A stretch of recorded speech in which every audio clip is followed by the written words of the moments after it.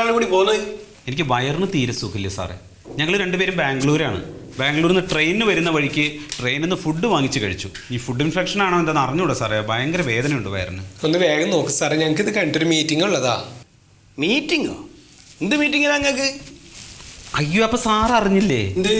Party നടത്തുന്ന പഠന കോൺഗ്രസിനെ പറ്റിയിട്ട്? അതിൽ ട്രാൻസ്ജെൻഡർ ഇഷ്യൂസിനെ കുറിച്ചിട്ടുള്ള ഡിസ്കഷൻ പങ്കെടുക്കാനാണ് സാറേ ഞങ്ങൾ ബാംഗ്ലൂരിൽ നിന്ന് വന്നത്. പിന്നെ ഇപ്പോൾ ട്രാൻസ്ജെൻഡേഴ്സ് പോളിസി കേരള സർക്കാർ അംഗീകരിച്ചു കഴിഞ്ഞല്ലോ. അതിന്റെ വേഗത്തിലുള്ളൊരു നടത്തിപ്പിന് വേണ്ടിയിട്ട് സോഷ്യൽ ജസ്റ്റിസ് ഡിപ്പാർട്ട്മെന്റുമായിട്ട് ഞങ്ങൾക്കൊരു ചർച്ചയുണ്ട്. എന്തിനാണ്ടോ ഇങ്ങനെ ബേസം കെട്ടി ചായം തെച്ച് നടക്കണേ? നിങ്ങൾക്ക് ആണുങ്ങളെ പോലെ നടന്നൂടെ? ഇങ്ങനെ നടന്നുകൊണ്ടൊന്നും പെണ്ണുങ്ങളാവൂല. സാറേ, ഞങ്ങൾ പെണ്ണുങ്ങൾ തന്നെയാണ് സാറേ. ശരീരം മാത്രമേ ആണുങ്ങളുടേതായിട്ടുള്ളൂ. അത് ഓപ്പറേറ്റ് ചെയ്തിട്ട് പെണ്ണാവുന്നത് വരെ ഞങ്ങൾക്ക് ഇങ്ങനെ നടന്നല്ലേ പറ്റൂ സാറേ. കയ്യിൽ കാശില്ലാത്തതുകൊണ്ട് തൽക്കാലം ഓപ്പറേഷൻ ചെയ്യില്ല എന്നേ ഉള്ളൂ. Sexual reassignment surgery. SRS.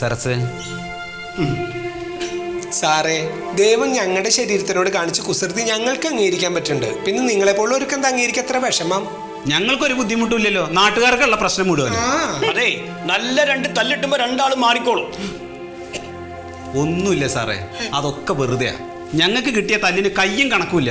ഇവൾക്ക് ഭ്രാന്തിന് വരെ ചികിത്സിച്ചു ഇല്ലേടി? എന്നിട്ട് മാറിയോ? എവിടെ? സാറേ, ഇതൊരു രോഗമല്ല.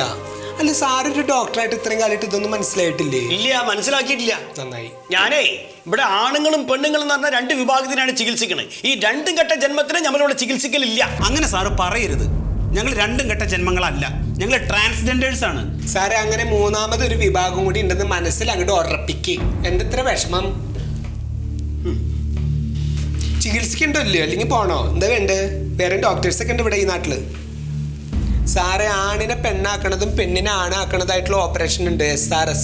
ഞങ്ങൾ നേരത്തെ പറഞ്ഞില്ലേ? അതൊക്കെ സാറിനെ പോലുള്ള ഡോക്ടേഴ്സ് ചെയ്യണേ. അത് സാറിന് അറിയില്ലേ? അത് ചിലപ്പോ പൈസ കൊടുത്തിട്ട് സർട്ടിഫിക്കറ്റ് വാങ്ങിച്ചിട്ടുള്ള ഡോക്ടർമാർക്ക് അറിയണ്ടാവില്ലേടി. നല്ല ബുദ്ധി ഉപയോഗിച്ചിട്ട് പഠിച്ച ഡോക്ടർമാർക്കൊക്കെ അത് മനസ്സിലാവും. ആ വർത്താനം വേണ്ട. കഷ്ടപ്പെട്ട് ബുദ്ധിമുട്ടി പഠിച്ചിട്ടാണ് നമ്മൾ കോട്ടിട്ട് ഇവിടെ നിൽക്കണത്. അത് മനുഷ്യന്മാരെ ചികിത്സിക്കാനാ, നിങ്ങളെ ചികിത്സിക്കാനല്ല. അല്ലെങ്കിൽ പോടാ അവിടുന്ന്. പറ്റില്ല സാറേ, ബുദ്ധിമുട്ടാണ്. ഇതേ ഒരു സർക്കാർ സ്ഥാപനമാണ്. ഞങ്ങൾ ഇന്ത്യൻ പൗരന്മാരും ഞങ്ങളെയും കൂടി ചികിത്സിക്കാൻ വേണ്ടിയിട്ടാണ് സർക്കാർ നിങ്ങൾക്ക് ശമ്പളം തരുന്നത്. ഞങ്ങൾ ഇവിടുന്ന് ചികിത്സ വാങ്ങിച്ചിട്ടേ പോണുള്ളൂ. അതിന് നിങ്ങളൊക്കെ മനുഷ്യന്മാരാണോ? എന്തേ സാറിന് സംശയം ഉണ്ടാ? വേണമെങ്കിൽ ഞങ്ങൾ ഉടുപ്പൂരി കാണിച്ചു തരാം. അനാവശ്യം പറയരുതേ. അനാവശ്യം പറഞ്ഞ സാറല്ലേ?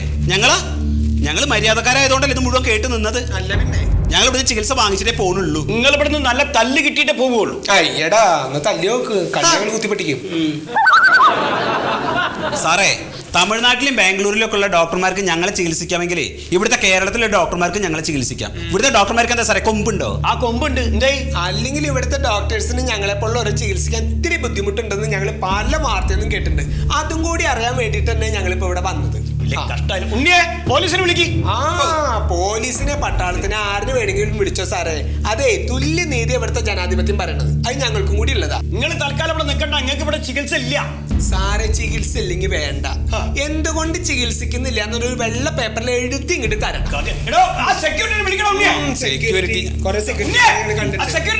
പിന്നെ ഇല്ലെങ്കിൽ സാറത് എഴുതി തന്നോ, ഞങ്ങളത് പൊക്കോളാം. ഇല്ലെങ്കിൽ വേണ്ട, ഞങ്ങൾ പൂവില്ല തന്നെ. പൂവില്ല. പോലീസ്